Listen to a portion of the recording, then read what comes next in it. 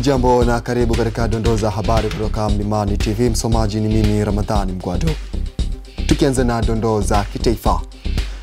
Tume huru ya uchaguzi Tanzania leo imeanza zoezi la kuboresha daftari la kudumu kwa wapiga kura kwa mkoa wa Dar es Salaam. Zoezi hili linawahusu wakazi wenye umri wa miaka 18 na wale ambao wamehamia makazi yao kwa sababu mbalimbali, huku likiwahusu pia wananchi ambao walipoteza vitambulisho vya kupigia kura. Vituo vya kujiandikisha vimefunguliwa mapema asubuhi katika kata zote 36 za jiji la Dar es Salaam na vitakuwa wazi kuanzia majira saa 2 kamili asubuhi kwa siku 7 za wiki.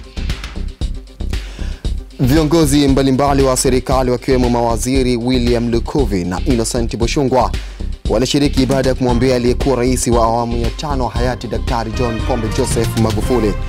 Dr. Magufuli alifariki dunia Jumatano ya Machi 17, 2021 katika hospitali ya Mzena Kijitonyama jijini Dar es Salaam. Na leo Jumatatu Machi 17, 2025 imetimia rasmi miaka 4 tangu kifo chake. Magufuli anakumbukwa kwa mengi aliyotendea nchi, hakika alikuwa kiongozi shupavu.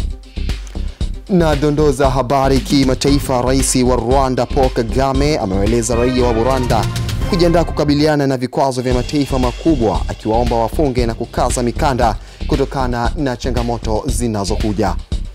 Kagame amesema hayo katika hotuba yake ambayo imerushwa mubashara katika vyombo vya habari na mitandao nchini Rwanda, huku akiahidi kuwa yuko tayari kukabiliana na nchi ya Ubelgiji ambayo ameitaja kuwa chanzo cha mzozo wa kihistoria wa machafuko, ubaguzi na kutenganisha wananchi wa nchi za maziwa makuu.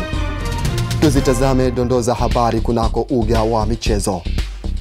Klabu ya Newcastle United ya pale nchini Uingereza wamekuwa mabingwa wa michuano ya Carabao Cup baada ya kuichapa Liverpool mabao 2-1 usiku wa jana, mchezo uliopigwa katika dimba la Wembley.